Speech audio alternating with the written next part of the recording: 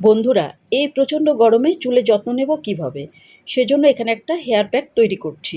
এখানে নিয়েছি 3টে কলা, যে কোনো কলা হলেই হবে, সিঙ্গাপুরি কলা কিংবা চাপা কলা। আর এর মধ্যে দিলাম দই আর সামান্য একটু জল দিয়ে ভালো করে পেস্ট করে নিলাম।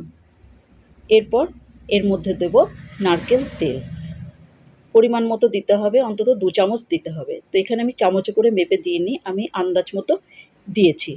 আর এর মধ্যে দিচ্ছি একটা ভিটামিন ই ক্যাপসুল, দিয়ে খুব ভালো করে এটাকে ঘেঁটে নিতে হবে যেন খুব ভালোভাবে মিশে যায়।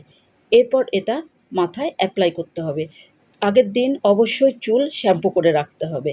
এরপরে এটাকে ভিলি করে, অর্থাৎ শীতে ফাঁক ফাঁক করে এটাকে ভালো করে লাগাতে হবে।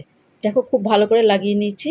এরপরে আমি শ্যাম্পু করে নিয়েছি। দেখো চুলটা কিন্তু সিল্কি হয়েছে, চুল ওঠাও কমবে এবং খুব নরম হবে।